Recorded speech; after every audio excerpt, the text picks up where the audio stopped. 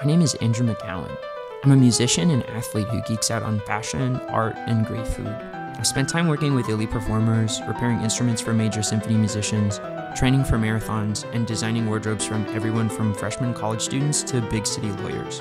Trequartista is the Italian word for playmaker and is used to describe a particularly creative role on the soccer pitch, typically behind the central striker. And as the musical trequartista, I aim to kickstart conversations about topics and areas that I think are underrated, underdiscussed, or particularly important to a sustainable high-octane life. This is the Musical Trequartista, the podcast.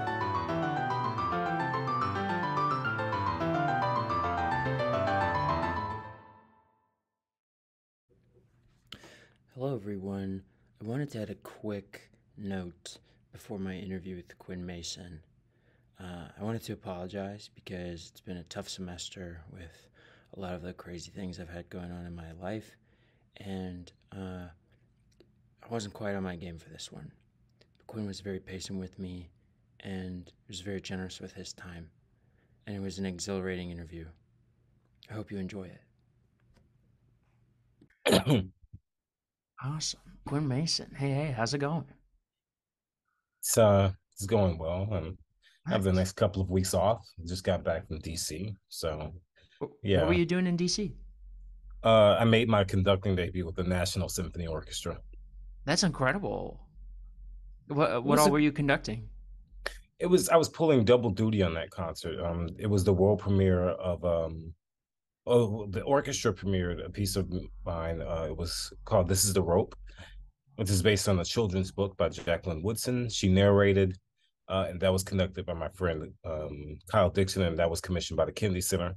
And then Whoa, I conducted the opening work on that program, William Grant Still's Poem for Orchestra. that's awesome. How did you get involved with that commission? Well, I have no idea how they found me.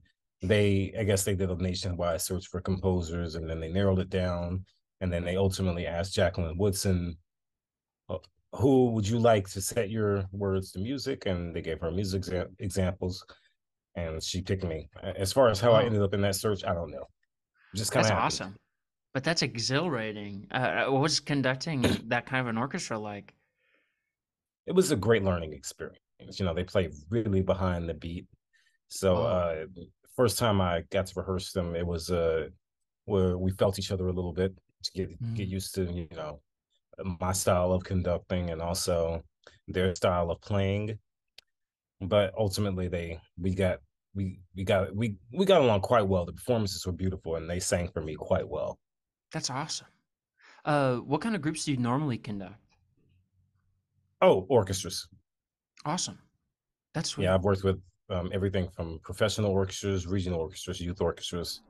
That's awesome. That's where most of my time is spent. Oh, that's incredible. Where did you like study conducting anywhere? Well, see, I got started with conducting in high school Mm-hmm. because my band director was very supportive. He let me conduct the band, and I was also a percussion section leader, so I conducted a lot of sectionals. That's awesome. Um, and so, really, I didn't. Well, so I did take one semester of conducting in college, but most of it Mm-hmm. was people calling me to do my own pieces at places, and That's awesome. the more I did it, the more I got better at it, and so far conducted well over 30 orchestras. That's I don't incredible. have a yeah, I don't have a degree in conducting. It's funny how that works. Yeah. How did you start getting people to call you to conduct your own work? Well, people they heard they talked to each other and they found out I can conduct, and when they found out you can conduct, the people want you to Yeah. see how you want to do see how you do your own pieces. So, Yeah. that's how that got started. That's awesome. Do people ever perform your works and insist that you don't conduct? Not really. I mean, if they some it's cool when I get the chance to sit back and listen. Yeah. I always like doing that. And it's always because it's nice to study other people's conducting too. Hmm. Like whenever I visit an orchestra, I bring scores to everything on the program. So if one day I do get to conduct those pieces, I will have learned them already, kind of like an Yeah. assistant conductor. But That's awesome. like to watch other people do my music and see how they perceive something I created and how they interpret it and things like that. And as much as possible, I like to step back and like watch them work. They ask my input, I'm right there. But yeah, it's always nice to listen. That's awesome. Is there a particular group you've conducted that sticks in your memory? Yeah, and it's a group I've had the pleasure of returning to recently. It was the Harmonia Orchestra. It was my, I guess, first time conducting in public Whoa. a concert. And it was, again, I was sharing the podium with the music director. It was February 2020, and it was the world premiere of my Joyous Trilogy with the Harmonia Orchestra. And that piece is a huge hit of mine. And since I visited them, I've, according to them, had very much success. And so I recently returned to them about 3 weeks ago, and I did uh, the William Grant Still piece I was just talking about, Mm-hmm. excuse me, which Mm-hmm. I ultimately took the national. That's awesome. How was CBDNA? It was interesting. It was a lot of fun. And it was nice to see a lot of people that I had only heard about, see some old friends, make some new Mm-hmm. friends, and things like that. And quite a funny situation. Uh, we had it was a little bit of a recurring joke at CBDNA where have you heard of the composer and conductor Scott Burma? I don't think so.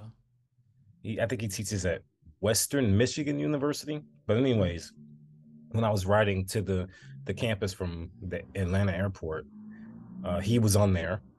He was on the same shuttle.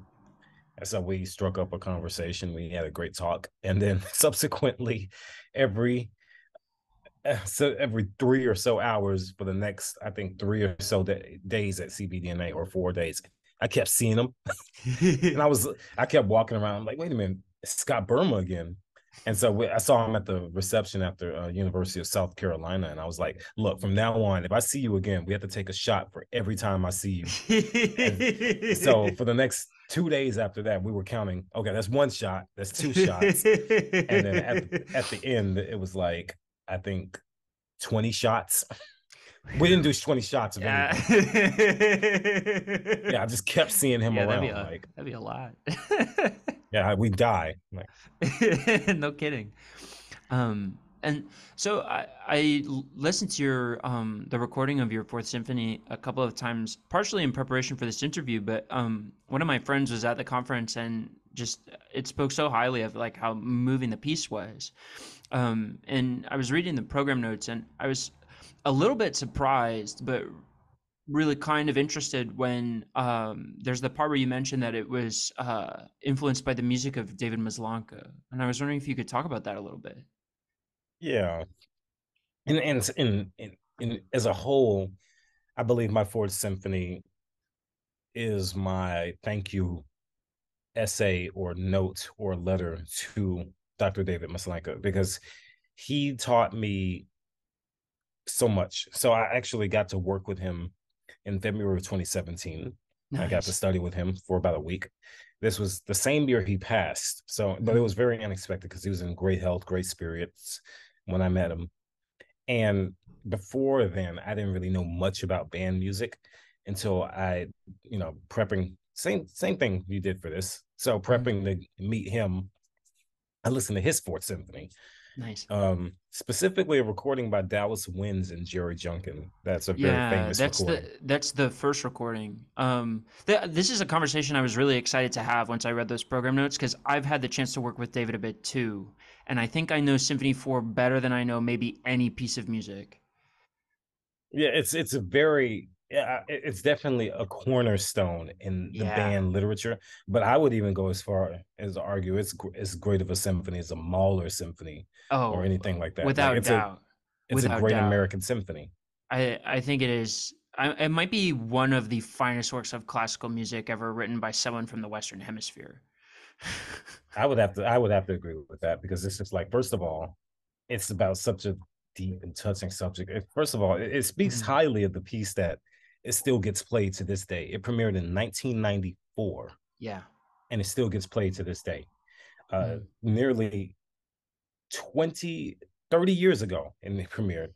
But I listened to that piece and I didn't even know a band could sound like that. See, I was just used to Yeah. UIL reading charts and Sousa marches and all that, and Yeah. some very bombastic band works by a composer, a colleague of mine that we all know and love. So I won't say names, but I think you know who I'm talking about. But he that's what I thought band music sounded like Yes. until I heard Dr. Maslenka's Fourth Symphony. And I was like, Mhm. it spoke to me on a spiritual level. So I was very excited to work with him after that. And then subsequently, that week I spent with him was, it was very much filled with lessons on how to depict and speak to the human experience through music, Mhm. what it means to make music, not from brain to brain, but from soul to soul. And Yeah. very, very much Oh, that's awesome. it's just the spiritual side of music make. Yeah. I would even go as far as to say like that week changed my entire approach to music making, because now that Yeah. whenever I go to share music with someone and I go to write music, it's very much based on spiritual connection. Hmm. What did y'all talk about with like the spiritual connectivity? He was really into the doxologies and things like Hmm. that, and the religious side of music, or not specifically religious, but Hmm. spiritual. And it was very much what it means to be human Hmm. and to find a way to insert that into your music, Yeah. and just so it has this kind of like human element into it that people can connect to and performers can connect to and all of that. That's why most of his scores are handwritten, and whenever Yeah. you look at a handwritten David Maslanka score, that exudes this kind of energy, kind of like he's in the room with you you Yeah. know It's exhilarating. And I remember when I worked with him, he was working on his 10th symphony at the time, Mm. which he ultimately did not get to finish. But I remember him telling me, I remember asking him, what is the secret to writing band music? I asked him that question. And you know what he told me? He Huh. said, there is no secret.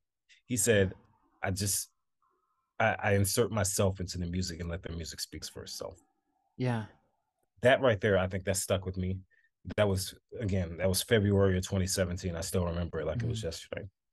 So ultimately, later that year, he passed. It was in August. So I was at TCU at the time. And I was so affected by his passing that I wrote, I think, my third or fourth band piece ever, called Soul to Soul, Hmm. which still remains one of my most popular band pieces. It gets played to this day. And it was my kind of tribute to Dr. Maslanka. So it opens with a chorale, much like he would have written in one of his pieces, and then I include a quote from his Eighth Symphony, another great piece of music. Yeah. And Which then part did you quote? I know the Eighth Symphony so well. it's the chorale theme in the third movement, right after the Yeah. soprano sax solo. I like that part. That's So, but awesome. I took that, but I inserted my own music on top of it to kind of pay tribute to him. That's And cool. then near the end of it, and there's a chorale called On Death, which ultimately blends with the opening clarinet chorale, but it ends hopefully. So after that, I wrote that, and some years after that, I was quite suddenly commissioned for my fourth symphony. The commission being, I was in the hallway going to class. The band director comes, puts his hand on my shoulder, and he goes, "Write me a piece for the wind ensemble. No time limit, no instrumentation limit." And then he just walks off to get Chick-fil-A. I'm just standing there like, did I just get a commission? That's pretty I, sweet. I think I did. So that was the commission for the Fourth Symphony. It was a commission and a half, because even though I was asked to write it, I wasn't paid to write it. Yeah. So I spent about a year working on that, and I knew, and we was actually, the first version was supposed to premiere in May of 2020. Alas, that never happened. Yeah. And so a couple of years after that, it was honorable mention in the ASCAP Morton Gold Awards. In That's fact, awesome. it was the only band piece out of the 34 entries that was noticed or Whoa. given a notice that year, which I think it was last year. Yeah, the only band piece, which was very Wow. unusual. Yeah. So naturally, that aroused a lot of interest, and some conductors, Tony Marinello included, Yeah. hit me up asking to do the premiere. But only one of them beat everybody to the punch, and that was Dr. Andy Traxel of UNT. Hmm. That's who's on the video. Yeah. So Yeah, how does this how tie into the Fourth Symphony? Well, I wanted to write something, a symphonic essay that was on the scope of his Fourth Symphony, while at the same time paying tribute to everything he taught me and looking towards the future. And a great moment about that CBDNA performance. I'm definitely talking too much, but I'll wrap it up here. Um, No, dude, take as long as you want. I love a long form interview. no, it's fine. It's fine. It's basically I'm coming to the end of the story and a bit of a full circle moment. Among the listeners of the Fourth Symphony at that CBDNA performance was Matthew Maslanka, Oh, Dr. nice. Maslanka's son. Yeah. He came up to me and was like, It's a great tribute to my dad, but it sounds completely you." And I said, "Thank you." That's awesome. So that's the Uh, story of the Fourth Symphony. that's awesome. How do you go about instilling your own voice into your music?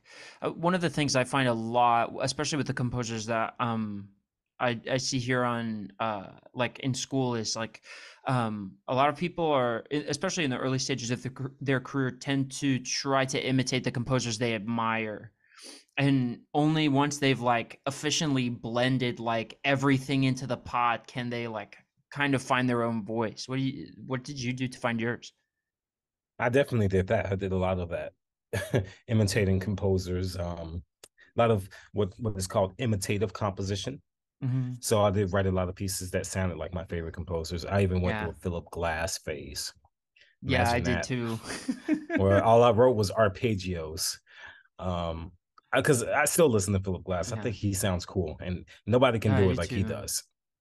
Yeah. Philip But Glass is incredible. yeah, but just listening to all those different styles and trying to imitate them, really, I Mhm. would have to say put some tools in my toolbox. Studying how Mozart crafted a Yeah. symphonic movement versus how Brahms crafted one, versus how um, Beethoven crafted one. Just looking at how Yeah. they used their compositional voices uh, informed mine. So now, whenever I go to craft something, it's very much using the stuff I've learned from them, but utilizing my own kind of musical direction and Mhm. um, harmonic language I've developed over the years, and style of composition that I've learned from multiple teachers. So all of that, yeah, it's been a long journey. All good journeys are. Oh yeah, and it's still going. It's not over. Absolutely. Oh yeah, absolutely. You're on the up and up, man. Something like that. Hopefully for forever. That's the goal, right? Um, uh, what elements of like your compositional language do you think are that you're bringing to the fore right now? Like what kind of harmonies are you finding yourself really attracted to? What kind of rhythms do you find yourself really attracted to?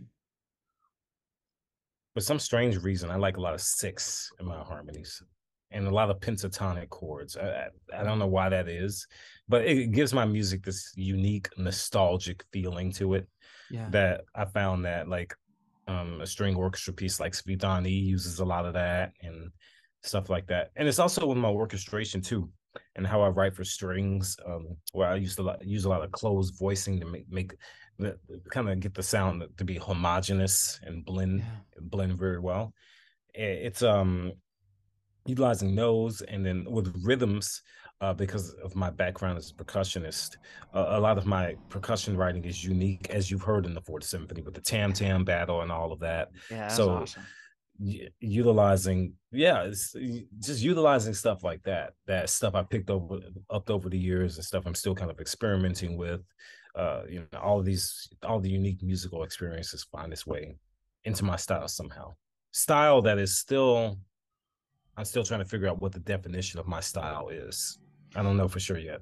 Yeah. Do you think that good composers all go through multiple phases in their career? If I guess like um somebody that sticks out to me is Stravinsky, because Stravinsky had so many like such clearly defined periods, and every time he reinvented himself, it was like perfect.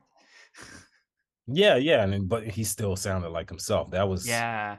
You still tell us a Stravinsky piece, which is very inspiring to me because it's like, man, how's this guy writing in so many different styles, but we still know it's him. Like, Yeah. yeah, he's kind of like a chameleon almost. Yeah, I think Freddie Hubbard kind of strikes that note too. What a bad pun. I didn't even intend to do that. Oh, well, you're a poet and you didn't even know it. I wish.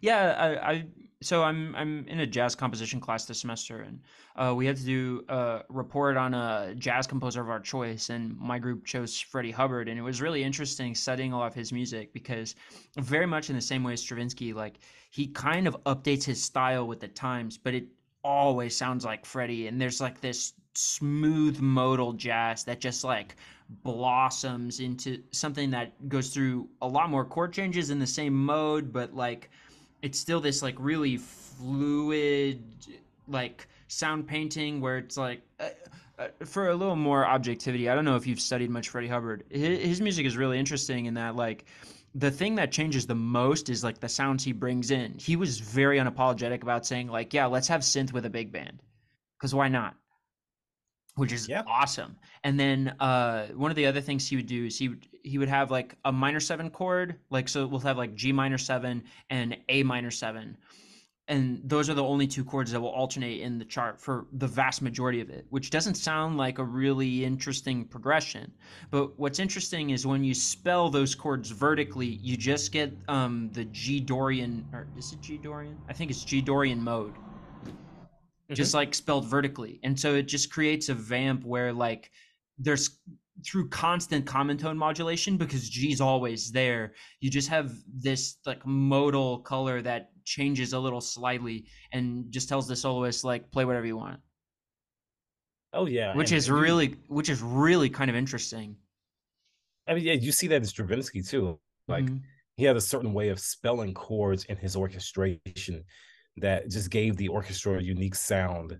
And Mm-hmm. whenever you just hear like say the opening of the Infernal Dance of the Firebird or the first movement of the Symphony in Three Movements, it's just the way those harmonies are spelled, the way everything is orchestrated is just like uniquely him. And Mm-hmm. so that kind of sounds like what you're describing here. Yeah, Here. yeah, I think that's exactly it. Who apart? So we talked about Philip Glass. We've talked about David Maslanka. What other composers have like really influenced your writing? Definitely John Adams. Especially his two mid 1980s pieces, Harmony Lyra, Harmonium, very beautiful pieces, very colorful orchestral writing that inspired me from a young age. And I actually got to meet John Adams a couple of years ago, and I got to tell him, Wow, that's incredible. yeah, he came to Dallas to conduct the Dallas Symphony, and that my friends at the Dallas Symphony were nice enough to make the introduction, and we talked a little bit, and I told him, one day I'm going to do Harmony Labor from memory. I'm going to conduct it from memory. He said, "You'd be the first person to do that." That'd be awesome. So, but he was really cool, and him and Esa Solomon as a both a composer and a conductor. He's a very nice guy. I actually got to Yeah, spend time with Esa early last year. that's awesome. Um, and we talked. It's funny. We were sitting in his office at the San Francisco Symphony, and all we talked about was composition, even though he was conducting the Rite of Spring that week. Yeah, So it's like we sat and we found that we work similarly. Like yeah, we both come up with our ideas, we let our ideas sit for a little bit, and then we kind of let those ideas gesticulate. I don't even know if that's a word I just said, yeah. or Like gestate, whatever. marinate. Yeah, like marinate. Yeah, marinate or bloom or blossom Yeah, into larger ideas. And Esapeka works that way, and so do I. And so we got along very well in that. It's funny because we were supposed to meet for 5 minutes. We ended up in there for 40 minutes. So when I nice. walked out, he That's was like, "Yeah." awesome. That's how you know it's a good hang. Well, he was like, well, the his assistant was like, he doesn't spend 40 minutes with people. He must have really liked you. And I was like, oh, okay. That's cool. Yeah, I've never met him. He's somebody I'd really like to meet. I watched him conduct the CSO when he was composer in residence there. That would have been in 2012. I mean, ages ago. He's great. He's a great musician. Yeah, I've seen he conducted a load of Eastern European music. He was doing like the Janáček Sinfonietta paired with Nix, which is one of his symphonic poems. It's like a really eclectic concert. Just because you've touched on it already, can you talk a bit about like what your creative process for a new piece is? Well, it depends on the piece, you know. Depends on how large it is. Mhm. Depends on the deadline, of course. And with orchestral pieces in specific. Usually those are commissioned some years in advance, so that gives me time to think about them. Mm-hmm. Usually I come up with the ideas first, the musical ideas, and I kind of see where those what kind of spawns out of those ideas and where Mm-hmm. those ideas will take me. Can And you do? sometimes that's I was just gonna say, like, could you describe like what a fast turnaround would be like, and then maybe what a long turnaround would be like? well, an example of a fast turnaround would be this piece I'm working on right now for the Hartford Symphony, where I'm Mm-hmm. currently or artist in residence. This Oh, piece awesome. is this piece is due in like 5 days, but I haven't started writing it yet.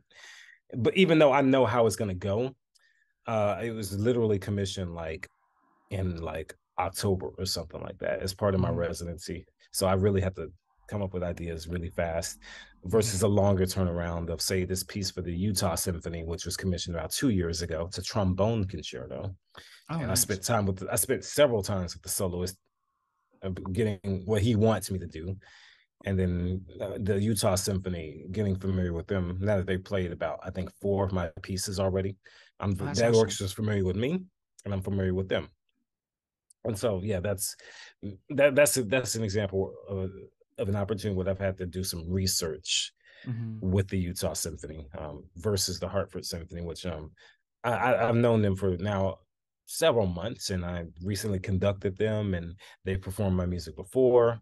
Even though it's a fast turnaround, I know exactly what I'm going to write for them. So, That's two awesome. examples. Yeah, I guess my next question would be, can you go in depth? What's like the creative process like for a faster turnaround? Yeah, just coming up with the ideas. Usually the ideas Yeah. come fast, and writing those ideas down and creating a kind of roadmap for Mm-hmm. myself about how the piece is going to progress, where it's going to go. Sometimes I end up following that map, sometimes not, but it's Mm-hmm. nice to have that foundation. And once I have that foundation, pretty much everything else just comes naturally. Do you like write it down and then like create like I think about because I do a similar thing. I think about pre-writing the way I would pre-write for an essay. I have like an outline of the piece, and like sometimes I'll sketch out a couple of harmonies at the piano that I'm thinking about, or I'll have like the form and like how I think some of the textures are gonna go. And I really try, like, I try to really only plan stuff when I'm like out on a run or like meditating for a long period of time, so I can really get to like my subconscious and figure out what I'm thinking about. Yeah, it's just making sure that the ideas that I have, I do write them down. I Hmm. write them all by hand still, but I do the larger composition in my computer. Hmm. But taking what I've written down, I found that I remember stuff better when I write it down by hand. Yeah, me too. And so having that kind of physical, making it physical and bringing it into existence that way really helps out, I find. That's awesome. So I guess like if we contrasted that with something like a longer turnaround, what does an idea blooming into existence look like? If you want to use one of like your previous commissions as an example, I think that'd be really helpful. Yeah. Yeah, so my very first commission, Inner City Rhapsody, which was commissioned by the Dallas Symphony Orchestra, premiered in 2019, was commissioned in 2017. So I had 2 years to work on this piece. Whoa. And so I had an entire summer. I had because it was commissioned in late 2017. I had the entire summer of 2018 when I was at Brevard to come up with ideas that way. I know the title came first, Inner City Rhapsody, and I knew, they gave me 20 minutes with the orchestra. I wanted to write something like a symphonic statement. So finding a way to uh, fill out 20 minutes of orchestra music is always a challenge. Hmm. So for that particular piece, I came up with a three movement kind of progression. Uh, Nostalgia, struggle, emergence, and I came up with my ideas that way. And from there, just based on those three key words, um, the composition of it came quite easily because all I had to do was figure out what went in each of those sections and how to make them progress so that way they sound natural. And now that piece it still gets played. It's still That's actually awesome. the Memphis Symphony did it in February. Hmm. That's So awesome. but it's another piece that I wrote that very much is me. Mhm. and kind of connects the audiences. But I had like a whole year or so to write that piece. So Mhm. Do you it all, have it all started with the story. do you have many pieces that you feel like aren't you anymore? Definitely the piece that started my career. You want to Um, talk a bit about that? I guess I can. No, I'm just kidding. I'm that just I'm get. that I'm just kidding. Let's see. that's just fascinating. Yeah, it's still online too. You can go look Mhm. at it. Sweet. If you dare. No, I'm just kidding. I mean, so the piece is called Masonian Rondo. It's for brass quartet, Mhm. and I wrote it very casually in 2013. So I wrote it about 10 years ago. I wrote it because I wanted to, right? And nobody really plays it anymore. But I say it started my career because I entered it. The Next Notes High School Composition Awards. It was a national contest. When I was a senior in high school, it won. I was one of 7 winners out of Whoa. 240 applicants nationwide. Um, and it was a big deal. So that piece started my career that way. But I listen to it now and I go, man, this is not me at my best. Then again, that this happens. You think about what you were like when you were younger, and you're glad you're Yeah, not that no more. That's kind of what this piece is like. I gotcha. And That's of course, none of my Philip Glass stuff. nice. I think you've touched on something kind of interesting. This idea of like doing composite or competitions early, especially early in your career. Um, do you do competitions? Well, I mean, probably not anymore now that you're getting like big boy commissions all the time, like or at least bigger commissions than like a younger student like me for sure. But like, um, do you think submitting to competitions is important for young composers? Yeah, I can answer this question in two parts. First of all, I still kind of enter contests, like I just because I want to see what happens. Like the Morton Gould Awards, I've only gotten honorable mention in that 3 times. I've never won one. Only. So yeah, only three honorable mentions. So I at least have one more year to win it. If I don't win it Mhm, by the time I think I'm 28, because I'm 27 now, mhm, I'm that's it. I'm done. And then of course there's also big band awards that I have not tried my hand at. That some mhm, of like Tony Marinello recommended I try to enter the Ravelli competition or the Ostwald or one of those two. So mhm. I'm going to try my hand in that simply because Tony Marinello recommended that I do it. Yeah. Um, Otherwise, I want to do it. I wouldn't have done it.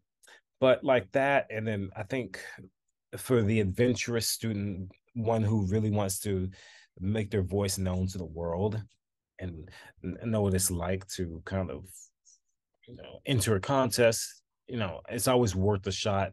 It really takes a lot of confidence and a lot of Mhm, humility to throw your hat in the ring and put your composition in a contest, mhm. because you just never know what people are looking for, what the judges are Yeah. looking for. Sometimes they tell you, but I always recommend that the student. And I can say this because I'm not a student anymore. I have not been one for a while, but the student is I recommend that the student always enter in free contests. Mhm. And I always look carefully into the free contests. There are certain contests that for organizations that don't really pay their musicians, Mhm. or they pool the prize money for the winner. I don't really agree with that. Yeah. If it looks fishy, it probably is fishy. Mhm. So I always make it a point to send interested young young composers that reach out to me free Mhm. contests that have no stipulations and Yeah. things like that. Trusted contests. And it's I think it's recommended if they really want to just try their hand and see what will happen and put their voice out there, because you never know who's listening. You could lose, but Mhm. somebody could listen to your piece and go, man, I want to do that with my group. And that's happened before. That's awesome. That's happened before with ASU. I didn't Mhm. win that contest, but I got honorable mention in it. After I was the only honorable mention, and I got that because he was like, I think he had me write something to talk about my musical voice and why I write music. So I wrote that. It was very convincing. He gave me honorable mention, and now I'm working with him now on a co-commission actually between 3 college orchestras. That's awesome. So you never know how this stuff will come full circle, Yeah. you know? Just why not throw your hat into the ring? When did you start writing for orchestra? When I was 10. Whoa, that's awesome. When was your first orchestral piece premiered? That wasn't premiered until I was 22. Cool. What, So can you I tell had me at about least the piece? no, it was the Inner City Rhapsody I was just telling you Oh yeah, about. yeah, yeah. My bad. That was my very first orchestral commission. Mhm. And and like I said, I started fairly early and I had about 12 years to work on my craft. And I've spent a lot of time around the symphony orchestra. I had mentors that were in the orchestra. So I used to go to a lot of rehearsals, met a Mhm. lot of musicians, talked to a lot of musicians. Uh, Mhm. and I think I've now spent, let's see, about 17 years of my life around the orchestra. Whoa, that's incredible. Yeah, you probably have It's an a time, unbelievable understanding of that ensemble. it's it's a huge part of my personal and professional identity. That's awesome. So when I have people in the band world that's trying to say, "Oh yeah, they're trying to lure me away," it's like my heart's somewhere else, you know. Yeah. I Do you find that it's difficult to find a balance between those two worlds, or is it easier than people think it is? Well, you're correct in saying that they're two different worlds. I would have to say that because is Mhm. everybody is it's different wherever you go. Like in Mhm. the band world, we have some people that are famous that are not so famous in the orchestral world. Even though some of the respect is mutual, like the Yeah. former conductor of the New York Philharmonic loves Jerry Junkin. Can you believe that? But it's definitely two different worlds. I mean, I find that a lot of my younger colleagues are gravitating towards the band world simply because it's easier to get your music played by a Mhm. band than it is by a symphony orchestra. And as someone who, of course, has spent more than half of his life in the symphony orchestra, it's still hard for me to get pieces played. Yeah. It may seem easy, but it's definitely hard. And as far as a balance between the two, it's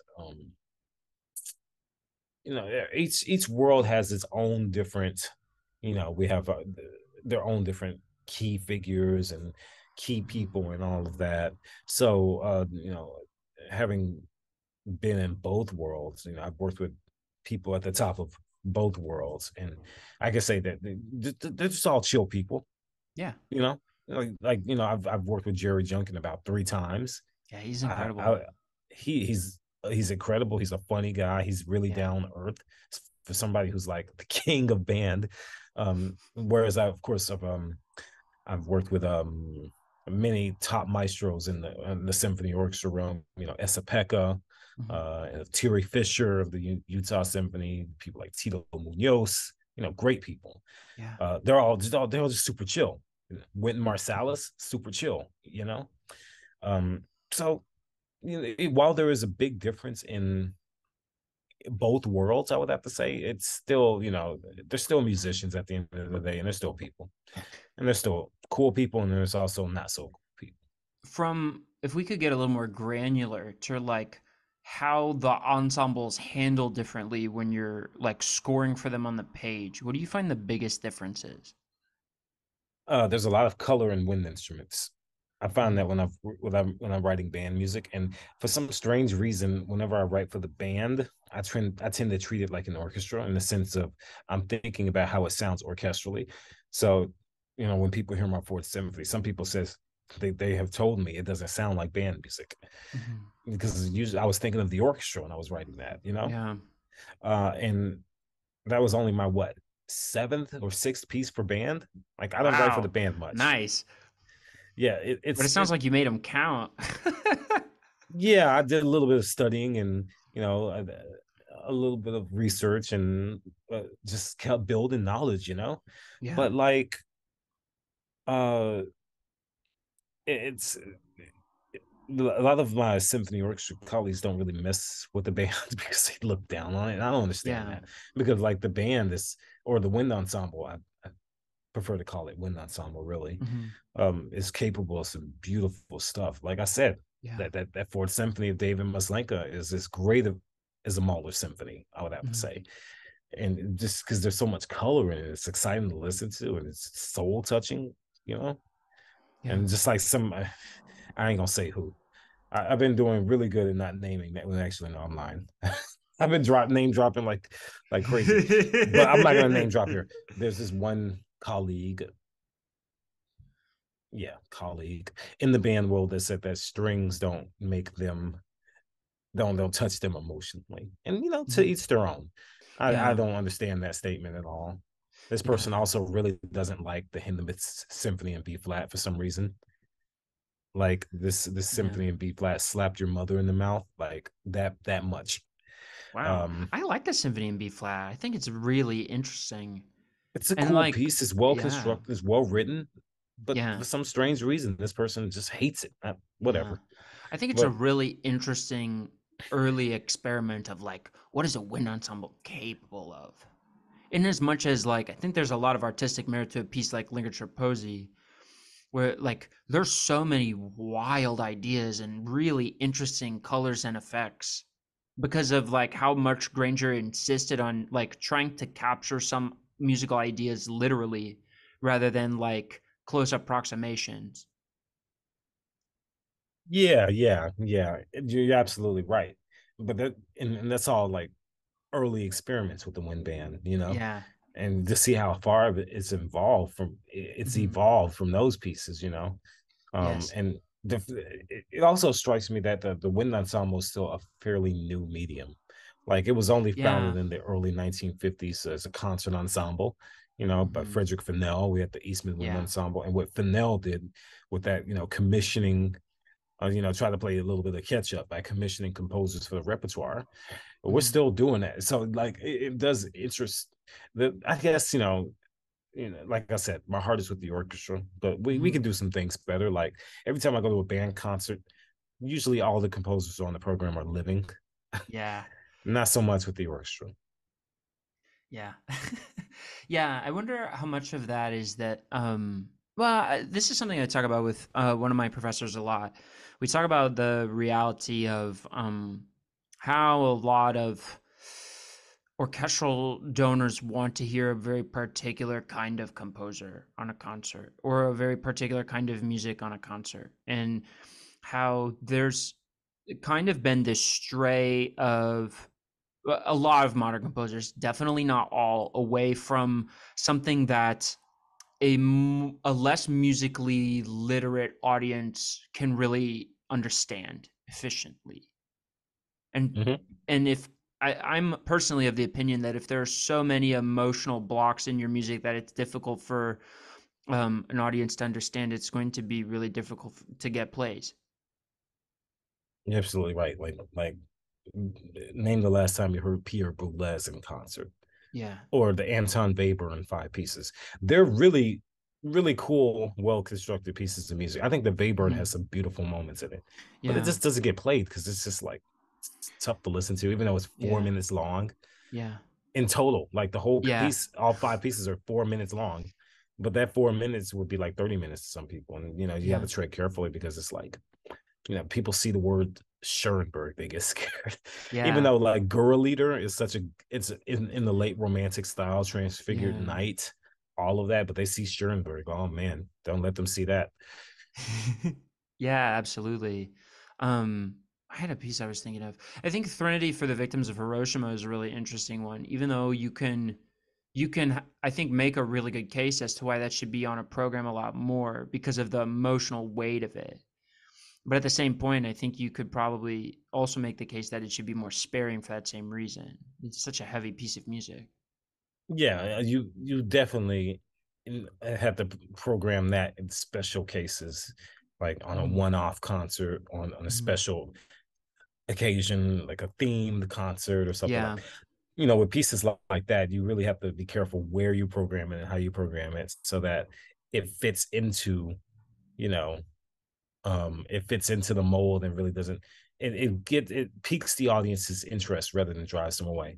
And with programming, really band directors are really good at programming because they program to a theme mostly. Mhm. Um, but I would have to say one of the best examples of programming in my field, the orchestral field, was when my mentor and friend Edwin Outwater who is music director of the San Francisco Conservatory, did one of my pieces with the San Francisco Symphony. And it was a Fourth of July concert. It was like a patriotic concert, right? So we had the Sousa on there. We had Gershwin. We had what else did we have? We had some John Williams on there. I think it was a John Williams piece. I think it was a John Williams piece. But he's a great programmer. He programmed a Jennifer Higdon piece, which he did at Stern Grove, and it worked. And then he did one of my pieces, and he did Reflection on a Memorial, which is my depressing string orchestra piece. But he had great rules for doing this. We had a patriotic concert, right? It's 4th of July, right? Yeah. But it was in 2021. Yeah. So in the summer of 2021, we were all coming out of the pandemic. And his case was he turned to the audience and was like, it's been a really tough time for us all. I'd like to offer this piece here as solace and reflection. I hope you can reflect on it with me. I hope that it brings you some sort of comfort in these very tough times. He played it, and they did 2 performances of it. Standing ovation each time. Great review in the paper. And that's awesome. What made Esapeka say, come back and meet me. That's awesome. But that was because of the way he programmed it. He was able to sell it to the audience and to the critics by saying, okay, this is how I suggest you listen to it, and you're welcome to open your mind and listen to it this way, but that's just a case where you think Reflection on a Memorial, a depressing piece like that wouldn't fit after on a celebratory concert like that. Well, like I said, you have to do it. You have to program very carefully.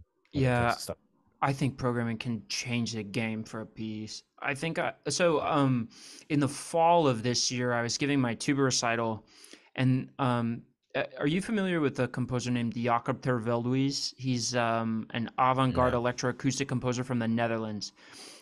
His music is really interesting. He's one of the really early new wave like instrument with electronics composers, like instrument with electronics as chamber music.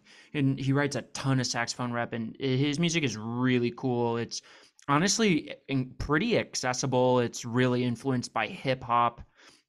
You might like some of his stuff, but he has a piece called Grab It, which was written in 1999 and is like now one of the standards of tenor sax repertoire.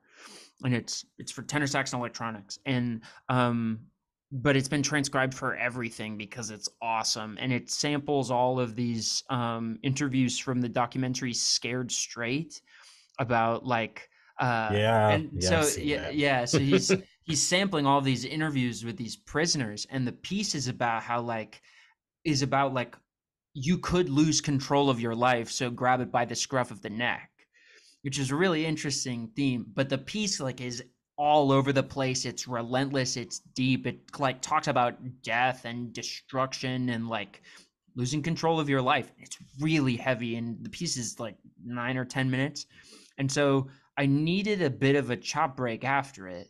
And I thought I'd railroaded the audience enough. I decided to program John Cage's 433 afterwards. And what I found was it was a really interesting place to put that piece, because not only did I get to rest, but the audience got to digest what had just happened, and they really needed to sit in silence for a few minutes. And a couple of people came up to me. That was a good place to put that. Yeah, and a couple of people came up to me after the show and were like, I think I really enjoyed the Cage. Yeah. Which not something I'd ever thought I'd hear somebody say. I mean, I also get the meme now of saying I've performed 433 live in concert, which is pretty cool. But I think it was... that's what that piece is for. I think that piece very much served its purpose, and the way you programmed it, it was able to speak to more audiences. Now people like to make fun of it, whatever. Yeah. But this wouldn't, based on what you told me, it definitely served its purpose. Yeah.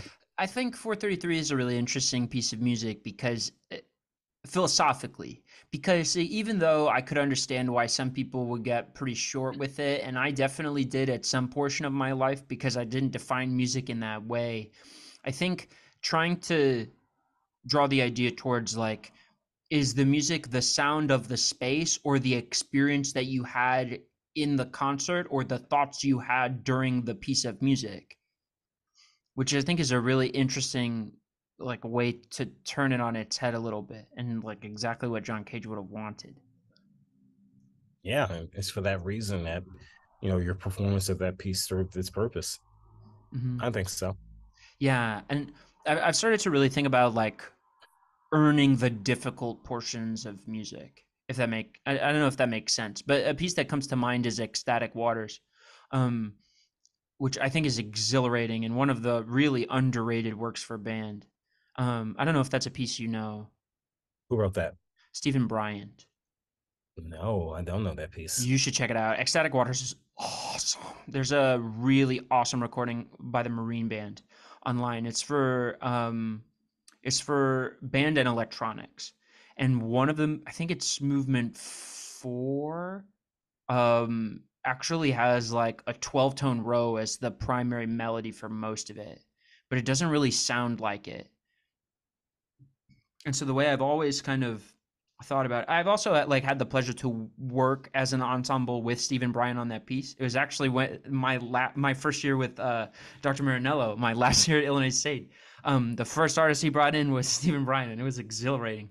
But in working on Ecstatic Waters and talking about how like the piece shifts from something that's really innocent to something that's extraordinarily microtonal to something that like kind of blows everything apart to something that then like reconstructs it but incredibly mathematically and then heals itself at the end, and how like that cycle is what makes the piece powerful. And even though there are parts of like preparing the piece that don't always feel the most satisfying, like experiencing the arc of it is the point. Right. Absolutely. I'm not familiar with that piece, but now I'm gonna have to check it out. Yeah, it's not too long of a listen. I think it's like 14 minutes. Not too long, No. huh? Well, okay. I'm For a studying a band lot piece, of, I think that's yeah. pretty long. Yeah, for a band piece, sure. I'm studying a lot of orchestral music right now, and it's like, man, a Mahler symphony. I got 2 hours to kill. Let's go. Yeah. Yeah, those pieces do get kind of crazy with it. Yeah, but I like it. I think it's nice to be able to study how to really execute a long gesture well. Right. And usually the standard size for a large orchestral work is about 15 minutes, maybe Mhm. 25 minutes, like my most recent symphony. Mhm. But yeah, how to basically keep the audience's attention for that long of a time is always a challenge in itself, you know? Yeah. Like that symphony, like a lot of people tell me that didn't feel like 25 minutes. Usually the performances take 25 minutes. Mhm. But that, I guess that means I did something right, you know? Yeah, I think so. Um, what are you writing right now? Well, you talked about the piece for Hartford, and then the Utah piece, but are you working on anything else? Yeah. So and this is a project I really have to move to next year. But for Dr. Matthew George at the University of St. Thomas in St. Paul, I'm writing a symphony in B flat for band. Oh, nice. Yes, yes, after Hindemith. And it That's was awesome. basically my response to that person who didn't like the Hindemith Symphony B flat. So I'm thinking about the subtitle is going to be Middle Finger Symphony, maybe. No, it's not gonna. It's not gonna. I wish I could do that. You could call it the Stanford Symphony after the Stanford marching band that marched a middle finger onto the football field at the Rose Bowl. I did not know that. Yeah, there was a time where the Stanford marching band wasn't allowed to be like broadcast on television. They were censored by the FCC, and then Stanford got to the Rose Bowl in sometime in the 2010s, and it was kind of a big deal because the marching band was going to be on TV for the first time in like 50 years. And then they marched the middle finger on TV. No, the reason they were banned was for marching the middle finger on TV, and like, and then 50 years later, they were just like pretty normal. No, I man, wish they had done it again. That would have been awesome. it would have been a nice comeback. Yeah. Yeah, No, but I I could need call it to that. look that up again. I think it might have been like a protest for the Vietnam War, but I could be mistaken. They might have just been like trying to make a ruckus, but it was in the 70s. So It sounds like the 70s yeah. when people were like unfiltered back then.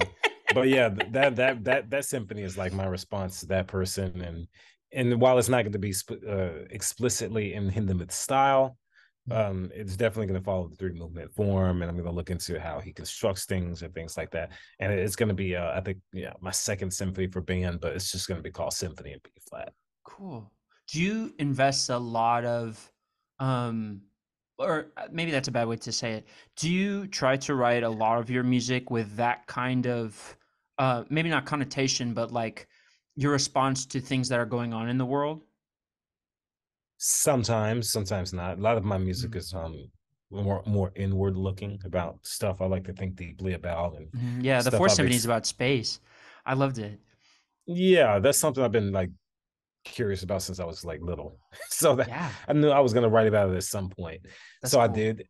And but like a lot of my other music is like it very much is just like inward looking. Sometimes it responds to the world's events, but that's only if I'm very much thinking about those world events. Like Reflection on the Memorial was written for a concert about victims of racial violence. This was Mhm. like late 2020. Yeah, So, but I opened up the meaning so people can connect to it and, and envision people they lost during the pandemic at that time.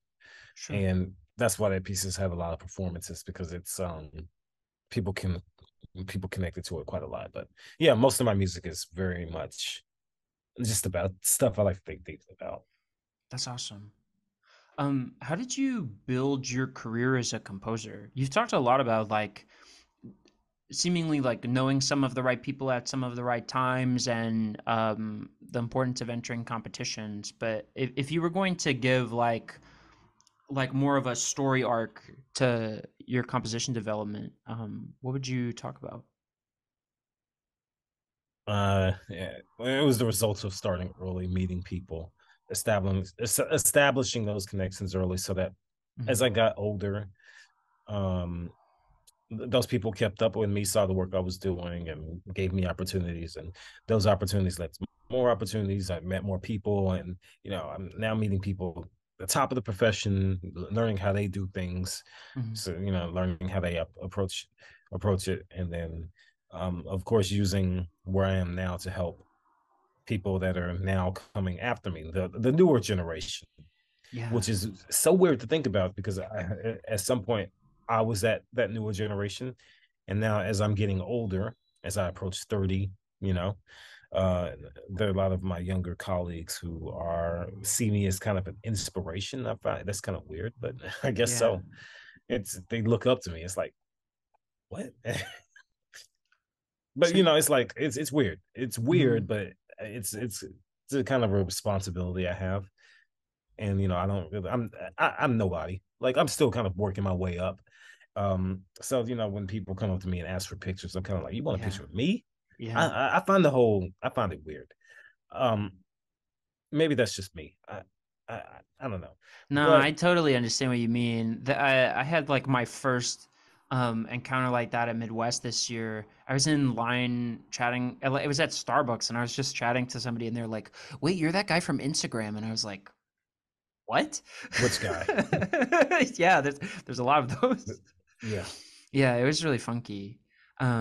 But yeah, I mean, it's like weirdly surreal. And then they'd be like, "Yeah, I follow your Instagram, and like I watched you post about all of this stuff, and I listened to your podcast." It's like, Yeah, what? that's It's fine. crazy. That's Yeah, that's fine, but it's just surreal.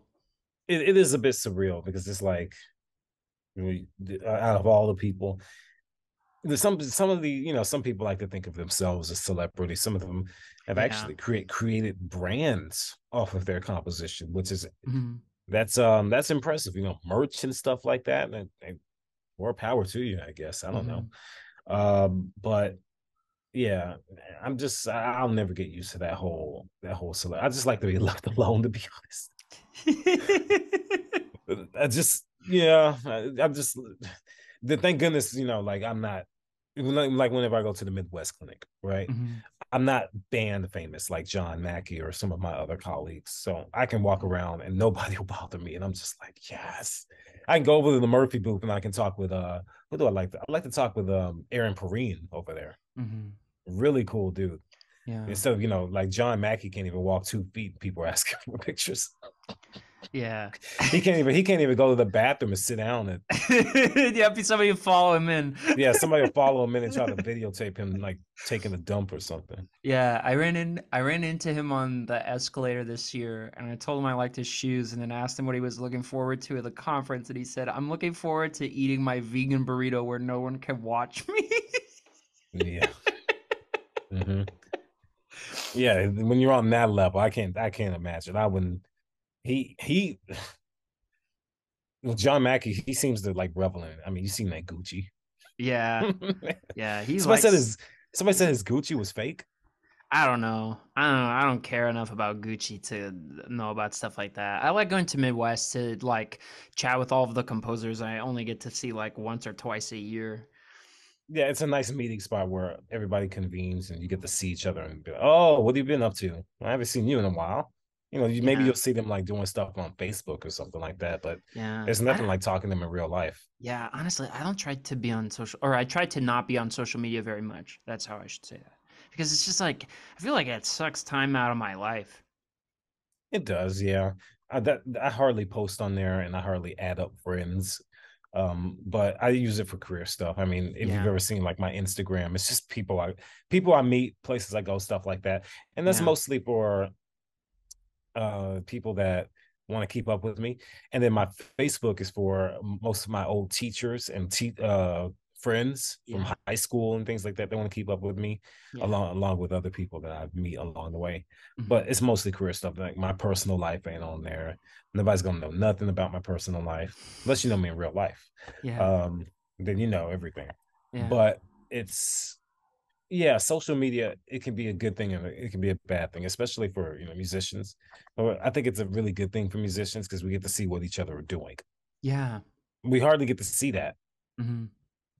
We get to see what new music they're doing, who they're working Yeah, with, and things like that. Some people can abuse it. Some people really yeah, love themselves. And yeah. There's some people who, unfortunately, people I know that are like, I mean, they post so much on Instagram. I don't even know what parts of their life are like real anymore. yeah, I've It's always so found it weird performative. when, yeah, you're right though. But like, I always find it weird when I go to somebody's Instagram, they have like 15,000 posts. Yeah, Like, how? You just barely made this account. yeah. If it's like 100 posts, fine. But if it's more than like 500 and you married the account last year, you need to take a step back and look at what you're doing. Honestly, it's not that hard to get to 500 posts in like a little over a year. I think I did that, but it was just because I like posted a photo of like my coffee, the book I was reading, and my journal every morning for a year to trying to build some social media momentum. But it was like it was really easy. It was just like back on the grind would be the post, and then I just like throw it out. Well, Something yeah, easy like that. some people like to do the this is my office this week, whatever. Like they'll Yeah, post a picture of the concert hall. This is my office. No, it's not your office. yeah, I guess that's where you're working, but it's yeah. I don't know. And I don't know how can people take selfies? I I just never. I don't mind a group selfie because I like the whimsy of it. Yeah, But it's a group. it's a group. Yeah, I'm talking about like Yeah. there's one composer colleague. He's much older. He gets played by a lot of orchestras. He likes to, whenever he goes to an orchestra, he likes to post. It's fine. He posts about the Yeah. orchestra he goes to, but he'll Hmm. take a selfie of himself sitting in the seat. I'm like, dog, Yeah. we don't need Yeah, to do see it on the you. stage so all the musicians can be in it. That's what's special about it. Not even that. Like Yeah. maybe it's just me, but like there's another one who is in a high profile position.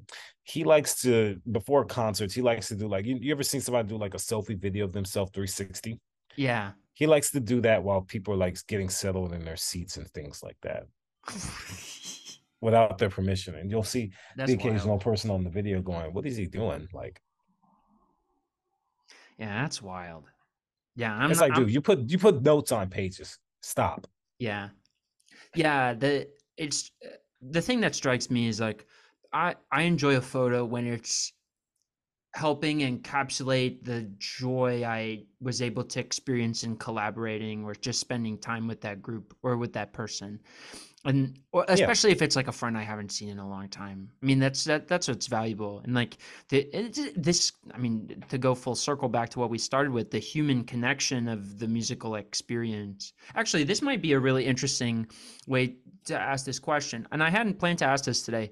How do you feel about like the advancements of artificial intelligence and people trying to train computers to write music? I'm gonna say, like, I don't think it'll ever get as advanced as human. It can get convincing, Yeah, and but I don't think composers will ever be out of a job, because yeah, people, they will always want to that that human experience of working with another living human being. yeah. That nothing will replace that. Nothing will um get to the point where it will take over our jobs or anything like Mhm. that. Some people are like deathly scared of that. Yeah, I think I was pretty afraid. No, I don't think I was pretty afraid of that when I first encountered that idea. But something that struck me is like there's nothing a computer that can create that is as unpredictable as what a human is capable of. And I think that's what sets us apart. Even if it analyzed like every composer ever, there's so many combinations of notes and tonalities and microtonalities and gestures and rhythmic combinations that somebody could choose.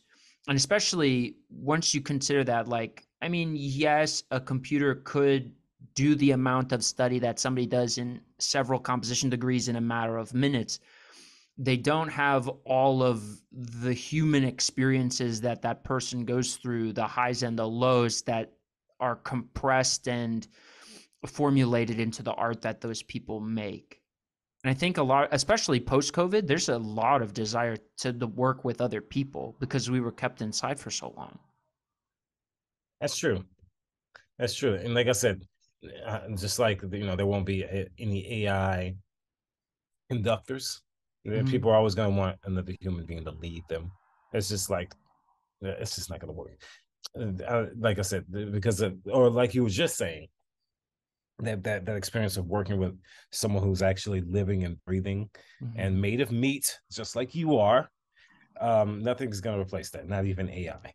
Yeah. So we're going to know when something is written by AI because it's going to tell us.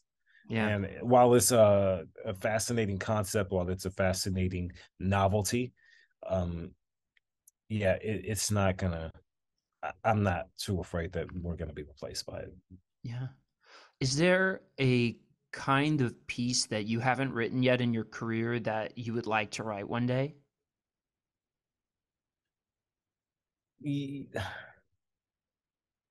It's funny. It seems like I've fulfilled all of my dream projects this early, but there's this one project that I'm looking forward to getting started soon. It's a piece for Dr. Andy Traxel and the UNT Wind Orchestra. He premiered my fourth symphony, and it was so great to work with Andy and to work with the band. That I wanted to write. I told him immediately, I want to write something especially for you. So, yeah, we're gonna get the conversation started on that soon, and hopefully, I think we're gonna do it like next year even. But yeah, it's a piece for just another wild piece for band. Like the good thing about his band is that they can do anything. So Yeah. because it's No one, kidding. it's basically the second version of Corporon's band. Yeah. That's Mm-hmm. awesome. Um, are you willing to talk about any of the ideas you have digesting for that project? Not not well, how do I want to say this? I'm not solidified on these ideas. All I know Sure. is it's definitely going to be something in multiple movements Cool. for a large wind band, something that very much reflects the artistry of that band, reflects the artistry of Dr. Traxel, and thinking about calling it something like Harmonic Voyage, or like, I don't want to call it Concerto for Wind Ensemble because so many people are writing compositions by that name. Yeah. So I want to do something different. I don't want to be like everybody else. That's just me. Yeah. I think like I don't have a I guess I don't have a personal beef with things that are as simple as like concerto for wind ensemble, but it seems kind of like a cop out to me. Well, like I can say this because he's established. The composer Yeah. Jim Stevenson, Yeah, I like Jim. I met Jim the super first nice time guy. recently. He's lovely. He's one of my favorite humans. Super nice guy. Super nice guy. Like he'll sit down with you, he'll have a Yeah. conversation with you at Midwest. He had a couch going on the Yeah. year I think 2021 I went. He had like a couch. We sat down, everything. Super cool guy. But he's writing a concerto for wind ensemble. I think it's like the sixth or seventh piece I've seen by that name. Yeah. So it's just like, nah, I'm Yeah, not doing Kevin Days is the hot one right now. so I've heard. And it's an exhilarating piece of music. Um but yeah, I mean to your point, yeah, there's a lot of people writing concerti for wind ensemble right now. I could see why that would get a little tiring.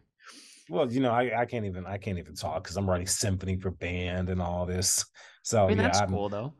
yeah, and the fact that I'm calling it symphony and B flat, like I've copped out too. Like I don't know. I'm nobody Yeah. important or perfect. I don't know. I'm I think the symphony and B flat idea is really cool, and I wasn't trying to talk down about like people that decide to go that route with their no, titles. you're fine. It's just not for me.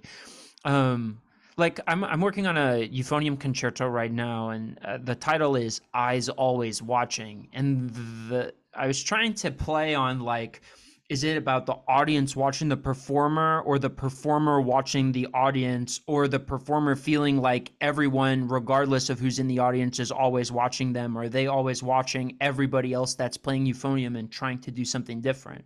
And so it's like playing with all of these ideas as the movements go through. And it's also kind of a wild piece, in that it, instead of being like a typical like 3 or 4 movement concerto, it's a 7 movement concerto, but all the movements are like less than 3 minutes. See that's creative and that's Mm-hmm. actually different. That's Mm-hmm. different and it makes you think. But like I'm guilty of using the generic titles too, so don't worry. But Oh as far as yeah, this me piece too. I'm writing for Andy Traxel, it's definitely going to have some sort of name, even though it's technically going to be a symphony or concerto for wind ensemble. You Nice. know, Mm-hmm. so but it's not going to be called that. So Nice. Yeah. Well, I've done something like that recently too. I wrote this like, I've been calling it a symphonic poem, but like it follows a loose enough symphonic structure that you could call it a symphony, I guess. But it's most based on Pines of Rome, which is why I've like been calling it a symphonic poem. But instead of being like scenes around Rome, it's about some of my favorite national parks where I've gone hiking. And that piece is called Interior, like the Department of the Interior. And I thought that was an interesting twist on something like that. But yeah, that's and cool. I totally know what you mean. Is there an artist you haven't worked with yet? Whether like a soloist or a conductor, or maybe another composer that you'd like to take a lesson from or meet, that you want to meet at some point? And that's it's a really wide ranging question. Um, that I'm still trying to figure out. Actually, it's I mean, I've had the great pleasure of working with amazing people in both Mm-hmm. fields. You know, Mm-hmm. um, You can do one of each if you want. I don't care. well, in the band world, I mean, it'd be cool to work with the Marine band. I mean, they're really, really good. You know, Yeah, they're so amazing. in that world of Marine band, and then in the orchestral world, who do I want to work with there? I mean, I don't know. It's Berlin. interesting. Berlin would be Yeah, cool. Berlin would be cool. That's a bit out of my reach though, but Hmm. it's a cool idea. Bit out of your reach right now. We'll see. Nothing's guaranteed, and I don't know. Is that I don't know either. something that David said to me once, or David Maslanka said to me once, that I'll always be really struck with? Is that the only thing you need to be a good composer is a good work ethic and 20 years. Oh well, so I'm doing well so far. I'm at the Yeah. 17 mark. Yeah. That's very thought provoking though, and right. Yeah, I think that might have been like some of the most hopeful advice I've ever gotten. Because there are some people who get really cynical and just like to talk about how there's like not a lot of teaching jobs and how like commissions are so scarce. But I I don't know. I, You always got to look at the bright side of things. I mean, yeah, there's work out there for you. Trust me. There's some yeah, mediocre people, musicians that get plenty of work. yeah. And one thing that always struck me about Maslanka was he knew how to say like kind of exactly what you needed to hear, but without like ever he would never lie or stretch the truth about it. It was always just very matter of fact. Like all you need is to work hard and give yourself 20 years. Yeah, that's what that age experience, all that stuff Yeah. informs, everything you Yeah. know, end up teaching later or talking about Mhm. later. And that dude has had a lot of experience. So Oh yeah, definitely. What do you think I mean, this is kind of a broad question. Do you have any thoughts about the state of composition right now? well, I About mean, it's evolving, and thank goodness we're living in a time where we can do whatever we want, you yeah. know, rather than just work with these rules that we're given and Mhm. writing a certain style or a different academic style, school of composition, is pretty much Mhm. free game now. And so it's a great time to Yeah. Yeah, compose because you can write whatever you want. one one thing that strikes me, every year, University of Illinois has the Illinois Conducting Symposium, and it's usually in February. And one of my privileges for being one of the athletic band's TAs is I get to go hang with all of the people at all of the social events because they invite the band staff. And I've met a profound amount of people in the last 2 years who've said, you know, I love how much new music we're commissioning, but it really bothers me how a lot of music isn't very melodic anymore because it becomes really difficult to sell my groups on it and to sell my audiences on it. And I thought that was really interesting. Depends on who they're getting to write for them, because I think I've seen Yeah. nothing but melodic music being Yeah. written nowadays. Really? Yeah, yeah, That's yeah. interesting. I can't say the same for me personally, but I might also just not be looking in all of the right places. Well, they talking melodic in the sense of melody, like memorable melody. Yeah. I've seen plenty of that. Well, Cool. What not that I if you not don't not that I can sing, but yeah. because I can't sing. Yeah, So, if you don't mind me asking, like where are you hearing this? Because like I'm not finding very much of it. I find a lot of music right now is like really focused on like how complex and how interesting can you make the texture, and then they just kind of move on. well, let's see. It's mostly some of the colleges I've visited where I've Hmm. given like composition master classes Hmm. where composers are now 5, 6, 7 years younger than me. A Yeah. lot of them are focused on the melody and not so much about the Oh, complexity of the music. that Sometimes makes a lot of they'll, sense because like most of the people I'm coming in contact with are my age or older than me. yeah, sometimes they'll find a way to integrate the melody with the texture, and that Hmm. really makes it really interesting. You know, um, Hmm. I think the reason my music has had so much success is because it's unintentionally melodic in the sense that there are several things in my music that get stuck in people's heads, and I don't know how. They Yeah. come away and they're singing the stuff, and I'm just like, you like that? Like that's what sticks with you? Hmm. I don't know. I find it interesting how other people perceive Yeah. music.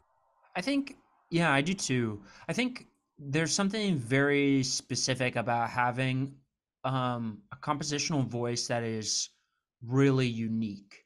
And one of the things that strikes me about your music, and granted, I haven't listened to probably as much of it as I'd have liked to, but especially from my recent listens to the Fourth Symphony, is that like, especially with all of the like how detail oriented you were in making sure like all of the decisions that you made were really what you felt. I think it sounds like you, and I think people are really attracted and really easily remember something so authentically made. I think that's the power that David Maslanka brings to a lot of his music too. I mean, part of the reason Symphony Number 4 is so gripping, on top of the reason that it's so expertly crafted, is David didn't put it on the page if he didn't really want it. I was actually having a conversation with somebody pretty recently about how like they were saying like, oh, I think he should have written the opening horn solo for Euphonium because like it would have fit the register better and it would have been more present in the hall. And I was like, I think he did that on purpose because solo French horn and the way that it's going to be oriented on the stage makes it like faint and from a distance, like it's being called in, as opposed to like really present and boisterous like a tenor soloist, which is probably what you would have achieved scoring it in Euphonium. Yeah, yeah, it definitely gives it that kind of that distant type of feel to it. But Mm, yeah, like everything he intended, he meant, which is yes. why, we still are looking at the handwritten copies of that Yeah. music in his handwriting, because it's like Yeah. that's what he wrote. That's what he intended right there. And Yeah. and the fact that it's authorized by his son, Yeah. like, come on, man, don't question that, man. Like, Yeah. It also doesn't hurt that like he is probably the best penmanship on music's paper of anybody I've ever seen in my life. It's so perfect. it's very readable. Yeah, yeah. Yeah, I think that's awesome.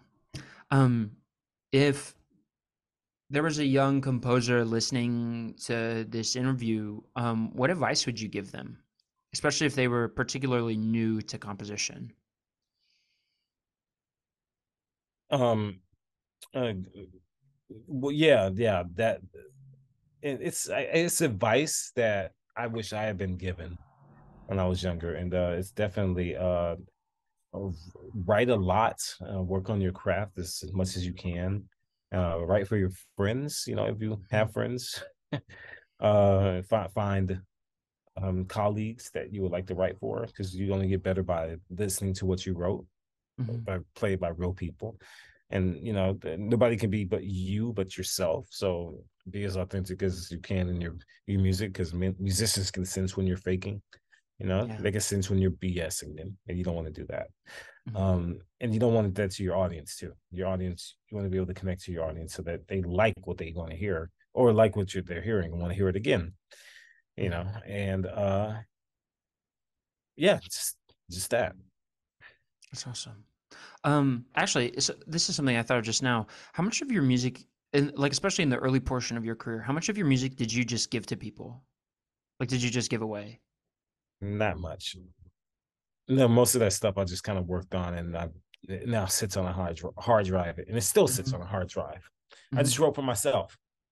Mm-hmm. But like when you got a little older and were like studying at school, did you just like give music away to your friends? Not really.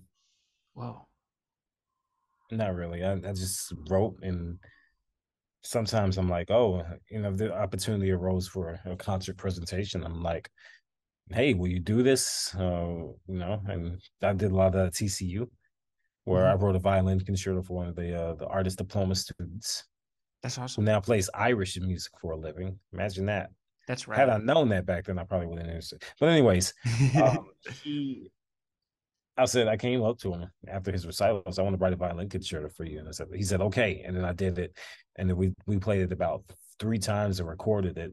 So you never know, because it was a very fascinating piece.